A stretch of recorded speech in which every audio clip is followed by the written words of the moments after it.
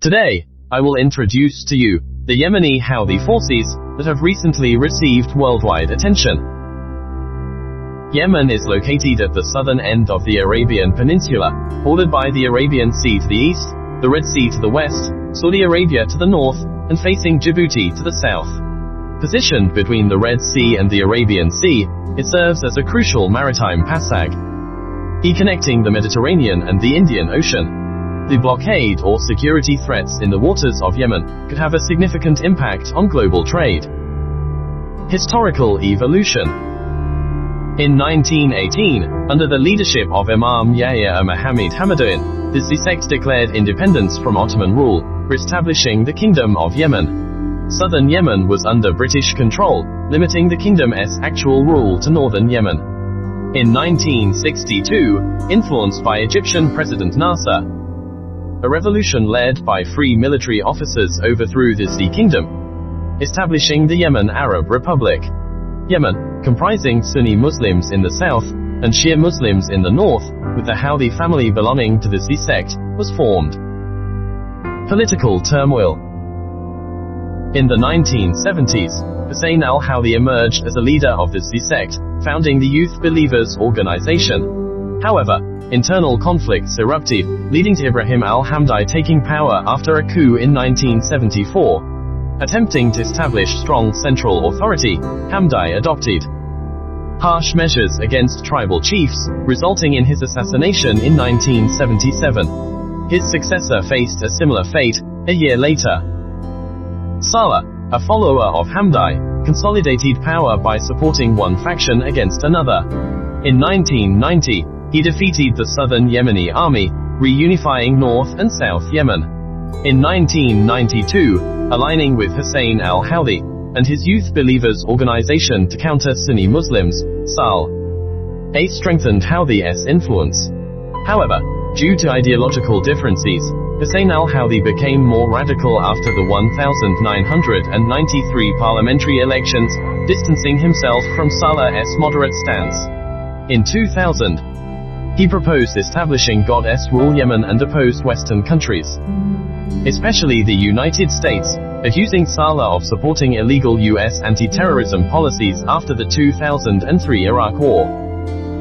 In 2004, Hussein al-Houthi launched a rebellion, turning Sadr province into a battleground. The authorities killed Hussein to prevent his grave from becoming a holy site, burying him in the central prison in Sanaa. His younger brother, Abdul Malik al-Houthi, took over the organization, renaming it the Houthi Armed Organization. Ongoing conflict. Abdullah's stance was relatively moderate, and the rebel movement waned. In 2007, a ceasefire agreement was signed with the government army, and in 2008, they expressed willingness to abide by the ceasefire, mediated by Qatar. However, in August 2009, President Saleh accused the rebels of not intending to honor the agreement, escalating tensions. After Saleh stepped down, his successor, Hadi, attempted to reconcile with the Houthi militants. In 2012, Hussein al-Houthis body was returned for burial in his hometown, with Hadi personally conducting the funeral. However, due to disagreements, the two sides parted ways. In 2014, the government's decision to cancel fuel subsidies sparked massive protests, and Houthi militants rose as leaders of the anti-government forces. By the end of September, Houthis occupied the capital Sanaa, including government institutions and military facilities, controlling 9 out of 21 provinces in Yemen. Following the capture of Sanaa, under mediation, the Houthis signed a ceasefire agreement with the Hadi government. Houthis withdrew their main forces from Sanaa, and the government reorganized its cabinet. Yemen's conflict entered a deadlock, and the post-reorganization government failed to genuinely reconcile the factions, leading to further dissatisfaction with Hadi's administration. On January 20, 2015, Houthi forces seized the presidential palace, taking control of President Hadi and Prime Minister Baha. On February 21st, Hadi fled to the southern stronghold of Aden, appealing for international assistance in countering the Houthi forces. In 2017, separatist forces in the south formed the Southern Transitional Council, engaging in power struggles with the Hadi government.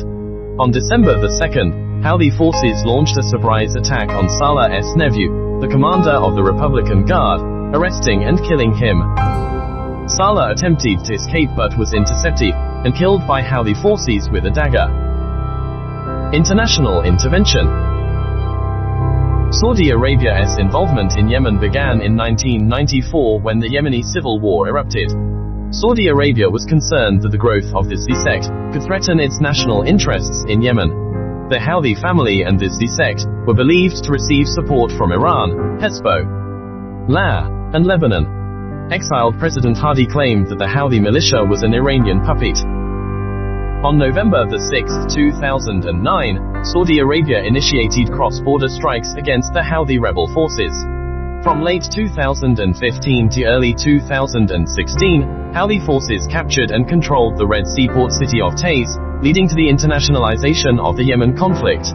Western countries and Saudi Arabia could not tolerate a group with ties to Iran controlling the Mandeb Strait.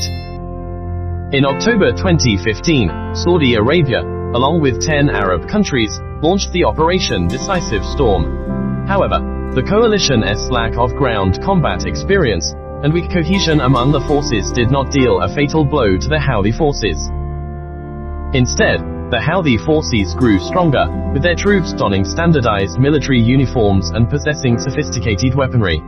They repeatedly struck the multinational coalition, causing casualties, attacking oil companies, and disrupting oil production.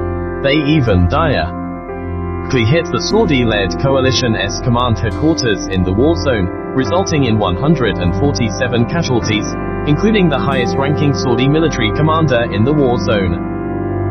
In 2018, Yemen plunged into chaos, and Saudi Arabia and the UAE actively addressed their internal contradictions to counter Houthi and Iranian objectives.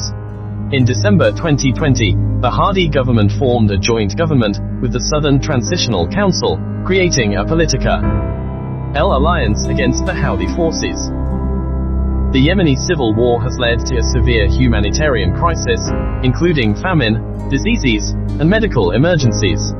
Famine has put a significant population at risk, diseases have spread in conflict zones, and medical facilities have been destroyed.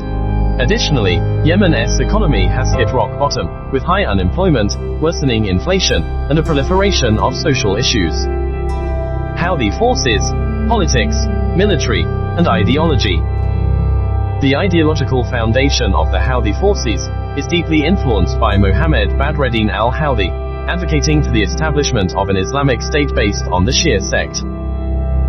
Al-Houthi opposes United States foreign policy, and his religious beliefs guide the actions of the Houthi forces.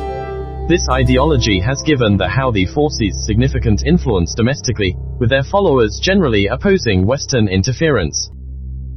Militarily, the Houthi forces demonstrated their strength in the Yemeni civil war, successfully resisting the Saudi-led coalition and the Yemeni government forces.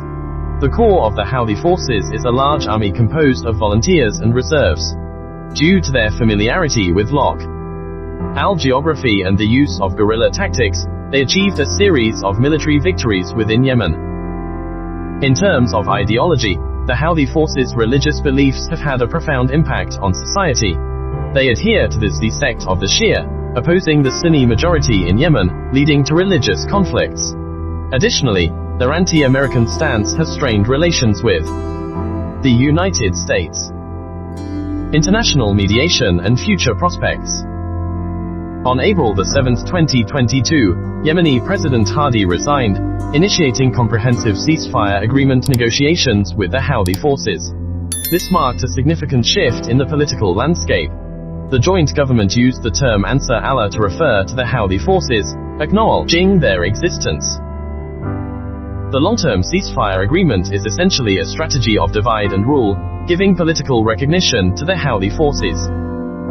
On February 28, 2022, the United Nations designated the Houthi forces as a terrorist organization due to missile attacks on civilian targets in Saudi Arabia and the UAE. In March 2023, the easing of Saudi-Iran relations facilitated the Yemen peace process. In April, a Saudi delegation visited the Houthi-controlled capital, signaling a willingness to end the state of war. In September, Saudi Arabia invited a Houthi delegation, and both sides discussed important issues, indicating signs of peace. However, the situation changed suddenly. In October 2023, a new conflict erupted between Palestinian armed groups, led by Hamas, and the Israeli military. The Houthi forces attacked Israel multiple times using drones and missiles. On November the 22nd, they even assaulted Israeli vessels sailing in the Red Sea, threatening various measures and demanding Israel cease actions in Gaza. The attacks led several international shipping companies to halt operations in the Red Sea. In response, the United States, the UK, France, and 7 other countries formed a naval coalition to deter further actions. On December the 18th, the US announced the formation of a new force to protect vessels in the Red Sea. Faced with military pressure from countries like the United States, the Houthis have shown resilience. Since 2024, the coalition has launched multiple strikes against the Houthi forces, but has been unable to completely destroy their offensive capabilities. The future of the Houthi forces remains uncertain, influenced by international pressure and ongoing conflicts. Their fate depends on whether they can integrate into the peace process, and how their relations with the international community develop.